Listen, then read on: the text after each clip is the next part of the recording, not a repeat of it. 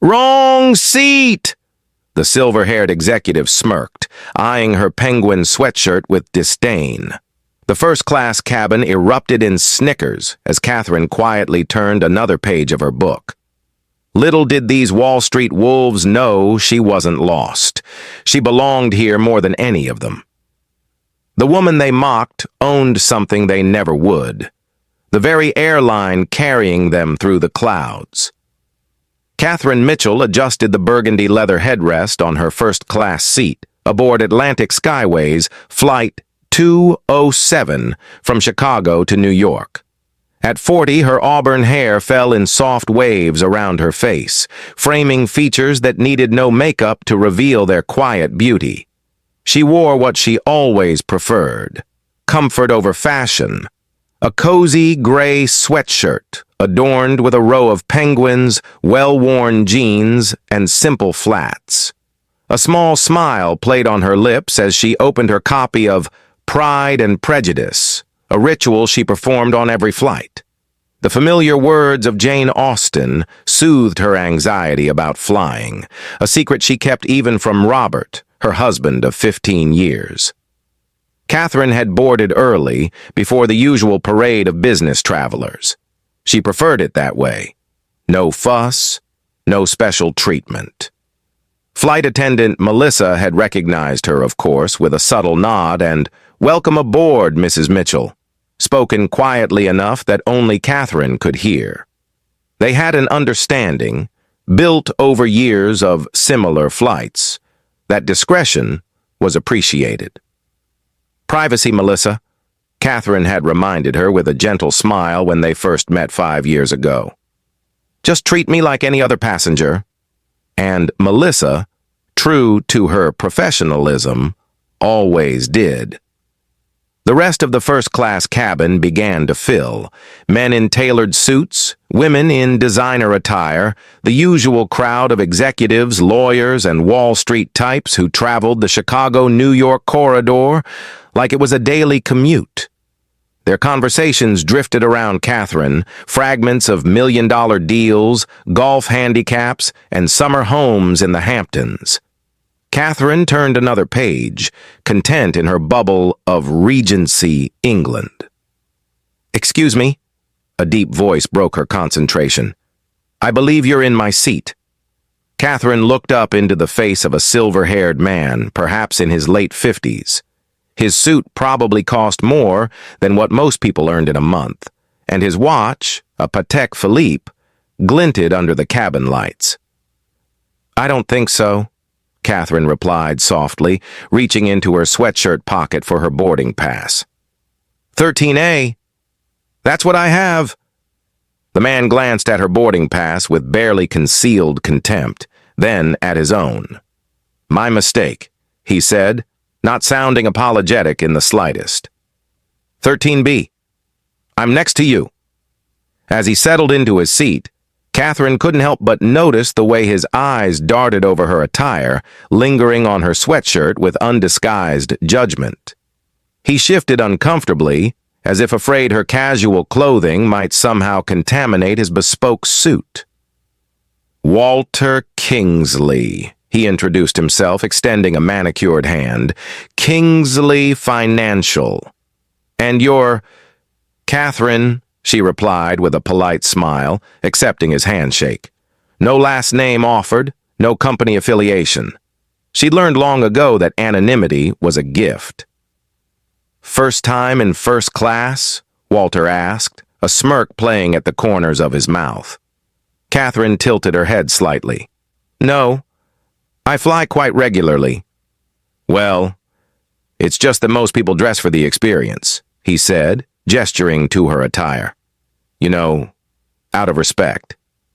Before Catherine could respond, a younger businessman across the aisle snorted quietly. His eyes met Walter's, and something unspoken passed between them, male camaraderie built on shared disdain. "Some people just get lucky with upgrades," the younger man said, loud enough for Catherine to hear. "I've seen it happen. The airlines are practically giving away first class these days." Catherine simply smiled, turning back to her book. Her mother had taught her the grace of silence in the face of rudeness. Besides, she had Mr. Darcy's latest misadventure to attend to, far more interesting than the limited imaginations of men like Walter Kingsley. The flight was scheduled as a short one, just under 2 hours if the weather held. Catherine had chosen this particular flight because she knew the pilot, Captain Reynolds, was one of their best. Robert trusted him implicitly, and in matters of aviation, Catherine always deferred to her husband's judgment. Today had been a rare opportunity, a chance to fly home alone after visiting her sister in Chicago, a trip that had been long overdue. Robert had stayed in New York, caught in the endless meetings that came with running Atlantic skyways. Just take the company plane, he'd suggested, but Catherine had refused. There was something about traveling anonymously that she cherished, a freedom to be herself without the weight of the Mitchell name. As the last passengers boarded, Catherine caught fragments of conversation from the 3 businessmen seated behind her. "Can you believe what's happening with Atlantic Skyway stock?" one of them said. "Up 17% this quarter. Robert Mitchell knows what he's doing. When he bought that failing airline, everyone thought he was crazy. The man's a genius. I'd give anything for a meeting with him." Catherine smiled into her book. If only they knew. The seatbelt sign dinged off. Catherine remained immersed in her book as the cabin around her buzzed with activity. Across the aisle, a group of 4 executives had formed an impromptu meeting, discussing quarterly projections and market predictions with the confidence of men accustomed to being right. "What do you do, Catherine?" Walter asked, closing his laptop momentarily. His tone suggested it was a question born more of boredom than genuine interest. "I'm in philanthropy," she answered, marking her page. It wasn't a lie. She did oversee the Mitchell Foundation's charitable activities, but it wasn't the whole truth either. "Ah," Walter replied, his interest visibly waning. "One of those non-profits, saving the whales, feeding the poor." His dismissive wave encompassed apparently all worthy causes in one gesture. "Something like that," Catherine said with a smile, "though the penguins are my particular favorite." She pointed to her sweatshirt. The man across the aisle, who had introduced himself earlier to Walter as James Peterson of Goldman Sachs, leaned in. "Sounds like a hobby, more than a career." "Some of us work for a living," Walter added, the men sharing a knowing chuckle. Catherine merely nodded, returning to her novel. 15 years of marriage to Robert had taught her that certain people only recognized worth when it came with dollar signs and titles. These men wouldn't understand the joy she found in helping Robert manage their foundation's $300 million endowment, directing funds to causes that actually change lives. As the flight attendants began the first-class meal service, Catherine couldn't help but notice the familiar faces. Most of the crew on this route knew who she was, though they maintained the professional discretion she appreciated. Melissa approached with a warm smile. "Would you care for the salmon or the steak, ma'am?" she asked, no special inflection in her voice to betray Catherine's identity. "The salmon, please," Catherine replied. "And for you, sir?" Melissa turned to Walter. "Steak, medium rare, and I'll have a Scotch neat. You do have Macallan 18, don't you? I won't accept anything less." His tone had shifted, pompous and demanding. Melissa's smile remained professionally fixed. "Of course, sir." As she moved away, Walter leaned toward James across the aisle. "That's how you handle the staff. They need to know who's in charge." James nodded in agreement. "First class is a statement. If you can't afford the lifestyle, stay in economy where you belong." Catherine took a sip of water, her eyes still on her book. She'd encountered countless Walter Kingsleys over the years. Men who measured their worth by how well they could dominate a room, a conversation, a flight attendant. "Excuse me," a woman's voice interrupted. It was the passenger seated behind Walter, a sharply dressed executive in her 50s. "Some of us are trying to work. Could you keep it down?" Walter turned, prepared to deliver a withering response, then stopped short when he saw her. "Diana Winters from Frost Capital." "Yes," she replied coolly. "Walter Kingsley. We met at the Henderson merger last year." He extended his hand, all smiles now that he recognized her position. "I remember," Diana said, not sounding particularly impressed. Her eyes drifted to Catherine, taking in the sweatshirt and casual demeanor with obvious puzzlement. "Forgive me, but aren't you—" Catherine gave an almost imperceptible shake of her head. Diana caught it, her eyes widening slightly before a knowing smile crossed her face. "Never mind," Diana finished, settling back in her seat. Walter glanced between them, suspicion etched on his features. "You two know each other?" "Not exactly," Catherine replied, returning to her book. The meal service continued. Walter made a show of sending his steak back, claiming it was overcooked, while loudly explaining to James how a proper steak should be prepared. Catherine ate quietly, enjoying the salmon and ignoring the increasingly obnoxious conversation beside her. "So tell me, Catherine," Walter said, cutting into his second steak, "how does someone in philanthropy afford first class? Boyfriend? Husband? Or did you just get lucky with an upgrade?" Before she could answer, the plane shuddered slightly, hitting a patch of turbulence. The seatbelt sign dinged on. "Ladies and gentlemen, this is Captain Reynolds. We're experiencing some light turbulence. Please return to your seats and fasten your seatbelts." Catherine set her book aside, suddenly gripping the armrests. This was the part of flying she hated, the reminder that they were suspended 35,000 feet above solid ground, at the mercy of physics and weather. "Afraid of flying?" Walter asked, noticing her white knuckles. "A little," she admitted.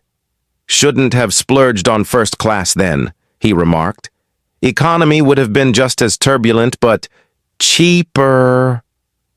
Behind them, the executive named Diana Winters cleared her throat loudly, clearly overhearing Walter's comment and disapproving. Catherine just breathed deeply, focusing on the techniques her therapist had taught her for managing flight anxiety. The plane settled, and Melissa approached.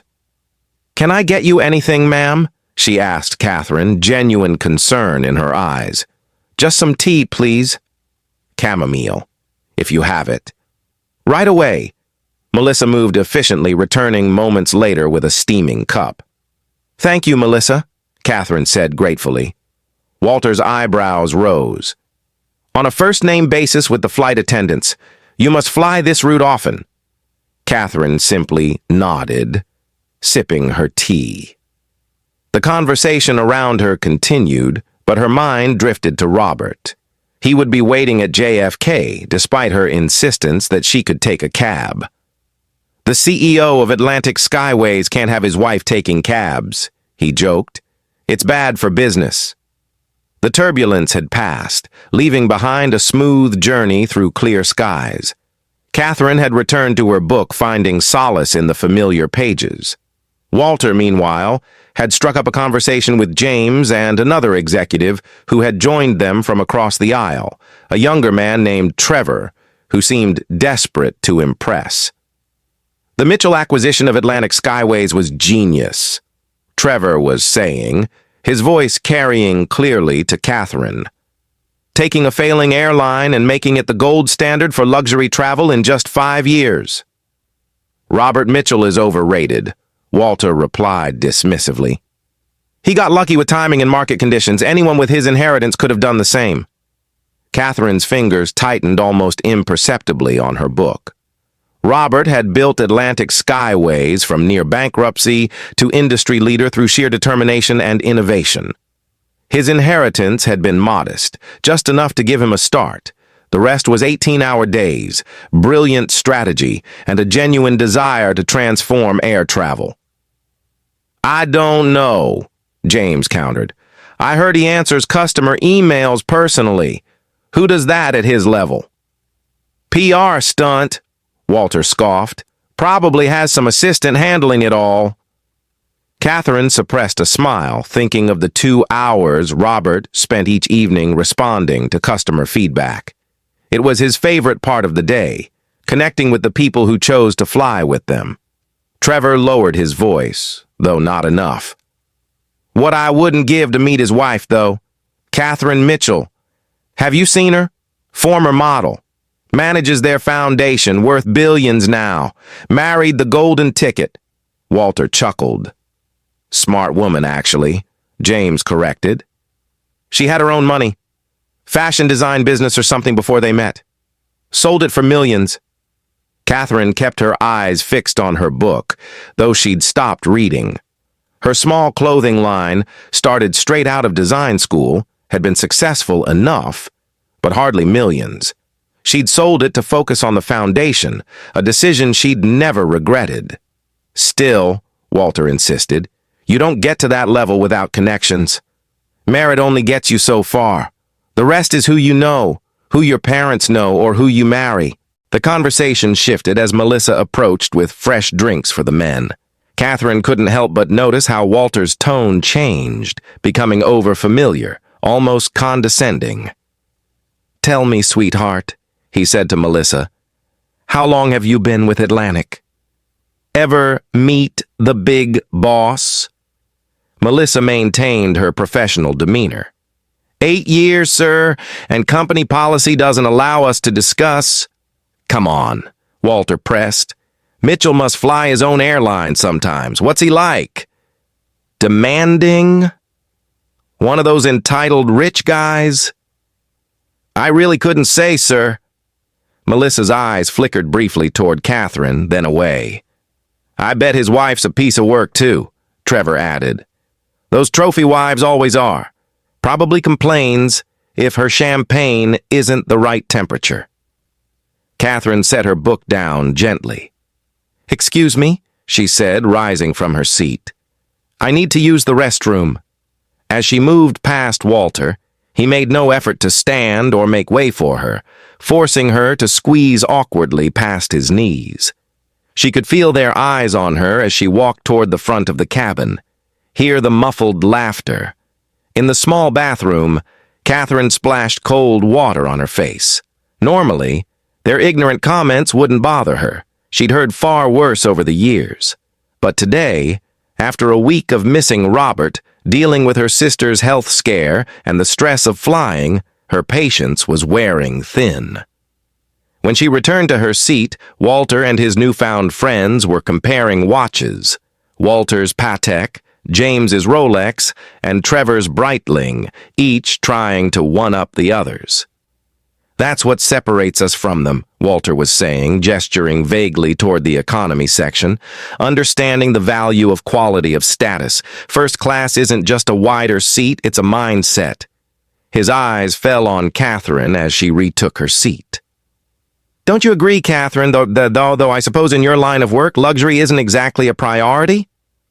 His gaze pointedly took in her sweatshirt again. I believe comfort is more important than status, she replied evenly. Says someone in a penguin sweatshirt, Trevor snickered. Walter leaned closer, his voice dropping to a mock whisper. A word of advice. If you want to be taken seriously in first class, dress the part. This isn't the bus. Diana Winters, who had been silently observing from her seat behind them, suddenly spoke up. Perhaps she doesn't need a costume to validate her worth, gentlemen. Walter turned, his expression cooling. Just making conversation, Diana. No, Diana replied. You're being condescending to someone you know nothing about. Catherine shot Diana a grateful look. The older woman nodded slightly, then returned to her work. Walter seemed ready to respond when the captain's voice came over the intercom. Ladies and gentlemen, this is Captain Reynolds speaking. We're beginning our initial descent into New York. We've been notified of a slight delay at JFK, so we'll be entering a holding pattern for approximately 20 minutes. Flight attendants, please prepare the cabin for landing. Catherine's hand instinctively went to her phone. 20 minutes meant Robert would be waiting longer. She sent him a quick text. Minor delay. Don't wait if you need to get back to the office. His response came seconds later. Nothing more important than picking up my wife. See you soon, love. The simple message brought a smile to her face, reminding her why none of this mattered. Not Walter's judgments, not the snickers, not the assumptions. In 20 minutes, she'd be with the one person who had never cared what she wore, only who she was. The plane circled lazily above the sprawling metropolis of New York City, caught in the holding pattern that was all too familiar to frequent flyers. Below them, the iconic skyline stretched out like a miniature model, the afternoon sun glinting off glass and steel. They need to fix these delays, Walter complained, checking his Patek Philippe for the third time in as many minutes. Time is money and Mitchell is wasting both. I'm sure Robert Mitchell isn't personally responsible for JFK's air traffic, Catherine remarked, unable to stop herself. Walter raised an eyebrow. First name basis with the CEO? What are you, a stalker? Fan?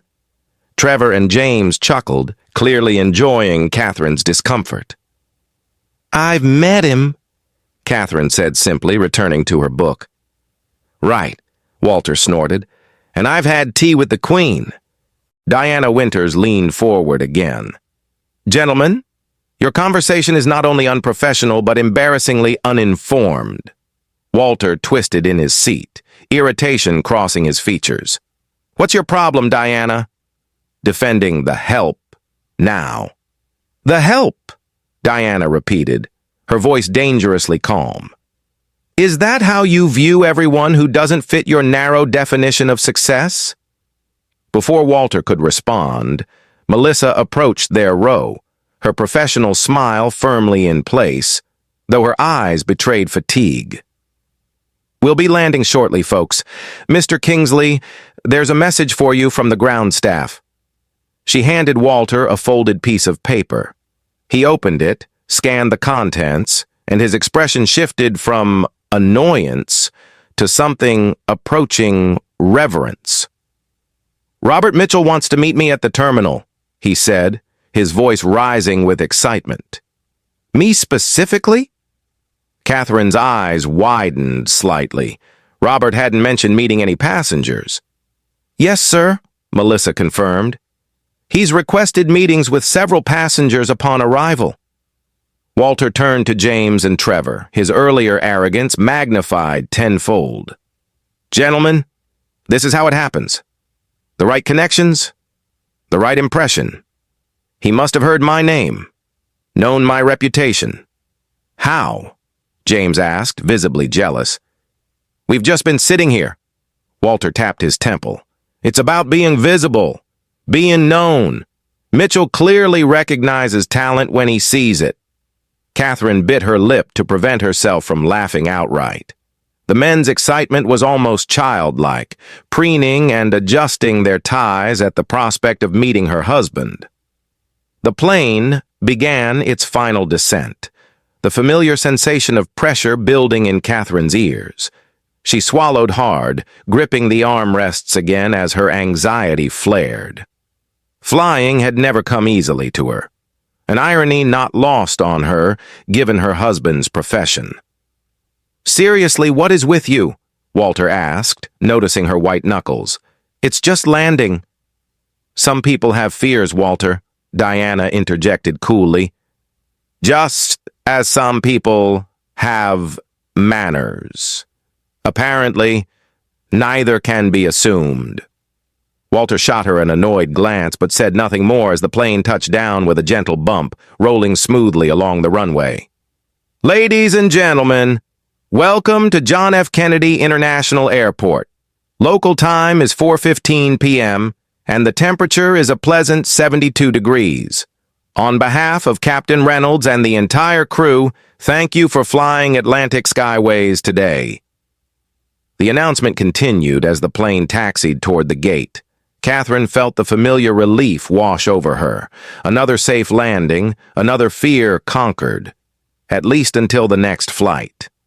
As the seatbelt sign dinged off, the cabin erupted into activity. Walter and his new friends were particularly eager, gathering their belongings with unusual haste. "Don't want to keep Mitchell waiting," Walter explained, straightening his tie. "First impressions and all that." "Of course," Catherine replied, taking her time. She knew Robert would wait. The plane docked at the gate and the door opened with a hydraulic hiss.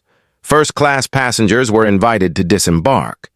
Catherine held back, letting Walter and the others rush ahead, their excitement palpable. As she stepped into the jet bridge, Melissa pulled her aside gently. "Mrs. Mitchell, your husband is waiting in the VIP lounge. He asked me to escort you." "Thank you, Melissa, but I think I'll go the regular way today." Catherine smiled, a mischievous glint in her eye.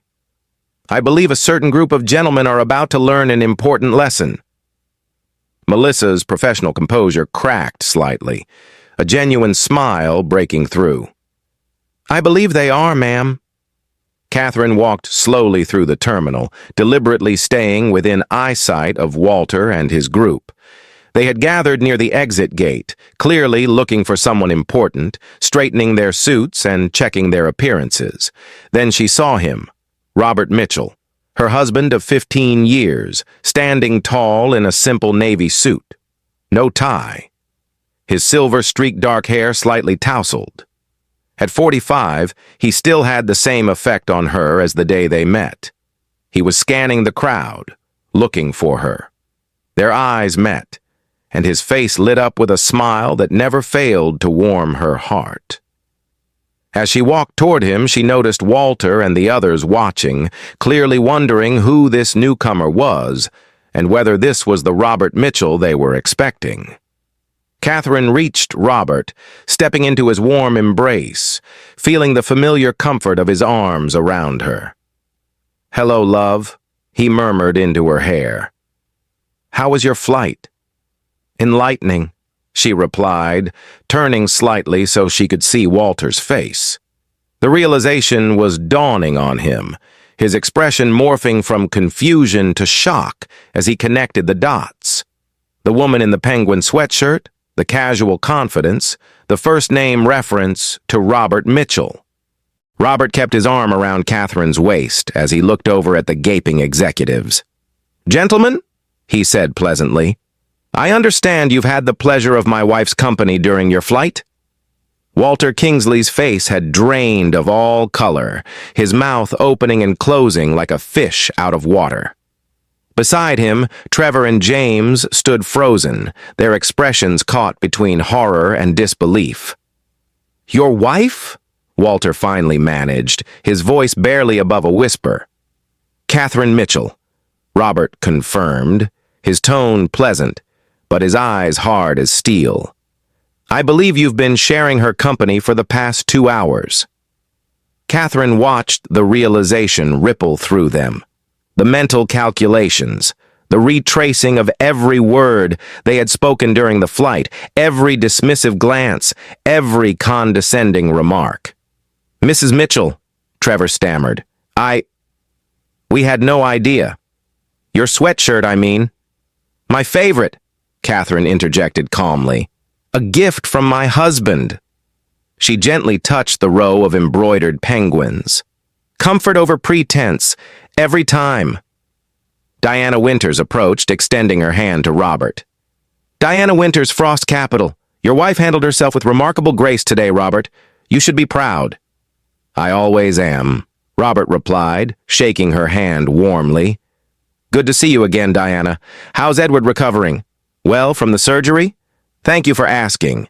And for the flowers." Walter seemed to be recalibrating, his business instincts kicking in despite his mortification. He thrust his hand forward. "Walter Kingsley, sir." Kingsley Financial. It's an honor to meet you. Your wife and I were just having a fascinating discussion about first-class travel. Robert's eyebrow rose slightly as he regarded Walter's outstretched hand. Were you? Catherine texted me some highlights. He didn't accept the handshake. Instead, checking his watch. Gentlemen, if you'll excuse us, I've arranged a private car for my wife. Of course, James said quickly, pulling Walter back slightly. Again, Mrs. Mitchell, please accept our apologies for any misunderstandings. Catherine simply nodded, her arm linked through Robert's as they turned to leave. A few steps away, she paused and looked back. Mr. Kingsley, she called softly. Walter's head snapped up, hope flashing briefly across his features, perhaps a chance at redemption. Your watch is beautiful, but it's running 3 minutes fast. She tapped her own wrist, where a simple silver timepiece gleamed. You might want to get that adjusted. Without waiting for a response, she and Robert continued toward the exit, leaving behind 3 stunned executives and 1 quietly amused Diana Winters. You heard everything? Catherine asked as they walked. Enough, Robert replied, his jaw tightening slightly. Melissa sent me texts. I was ready to come on board myself, but she assured me you were handling it with your usual grace. I almost cracked when he said you were overrated, Catherine admitted, squeezing his arm. Robert chuckled. Only almost. Your restraint is one of the many reasons I adore you. He glanced down at her sweatshirt. Though your fashion sense remains questionable. Catherine laughed, the tension of the flight finally dissolving. Says the man who bought me this masterpiece, and you wear it more than anything else in your wardrobe, he teased. They reached the exit, where Philip, their driver for over a decade, waited beside a sleek black car. He smiled warmly at Catherine, opening the door for her. Welcome home, Mrs. Mitchell. Good flight? Educational, Philip. Very educational. As they settled into the back seat, Catherine finally felt the weight of the day lift from her shoulders. Robert took her hand, his thumb gently caressing her palm. I was thinking, he said casually, about Walter Kingsley. Catherine groaned. Must we? I'd rather forget him entirely. Kingsley Financial is seeking new investors, Robert continued, a mischievous glint in his eye. They've approached Atlantic's board 3 times in the last month. And I'm thinking his charm and people skills might not be the right fit for our company culture. Catherine considered this, then shook her head. Don't reject him because of me. Judge his proposal on its merits. Robert smiled, leaning over to kiss her forehead. That's why you're the heart of our foundation, always fair, even to those who don't deserve it. As they drove through the bustling streets of New York, Catherine rested her head on Robert's shoulder, thinking about Walter and men like him, so caught up in appearances, in status symbols and power plays, that they missed the substance beneath the surface. Back at the airport, Melissa helped Diana Winters with her carry-on. Did you enjoy the show? Melissa asked quietly. Diana smiled immensely. I've known Catherine for years through charity work. She could buy and sell those buffoons 10 times over, yet she never flaunts it. Mrs. Mitchell is one of a kind, Melissa agreed. She remembers every crew member's name, asks about our families. Unlike some, Diana remarked, glancing meaningfully at Walter, who was still standing shell-shocked by the gate. His former bravado deflated like a punctured balloon. As Walter watched the Mitchell's car disappear into the New York traffic, a text alert pinged on his phone. He opened it to find a message from his assistant. Atlantic Skyways declined our investment proposal. Mitchell himself reviewed and rejected it. Walter closed his eyes, the full impact of his misjudgment washing over him. He had spent 2 hours belittling the wife of a man whose approval he desperately needed, all because of a penguin sweatshirt and his own prejudice. Trevor and James had already slunk away, distancing themselves from the debacle. Walter stood alone, clutching his designer briefcase and wearing his Patek Philippe, status symbols that had meant everything to him this morning, but suddenly seemed hollow and meaningless. In the distance, he spotted Catherine's flight attendant, Melissa, walking through the terminal. She caught his eye for just a moment, gave him a small, knowing smile, and continued on her way. Another reminder that in life, as in first class, it was never about the clothes you wore or the watch you flaunted, but the respect you showed to everyone around you. Remember, true worth isn't found in designer labels or first-class tickets, but in how we treat others, regardless of their apparent status. If this story touched your heart, please subscribe to our channel for more powerful lessons wrapped in compelling narratives. Where are you watching from today? Let us know in the comments below. Until next time, never judge a book or a sweatshirt by its cover.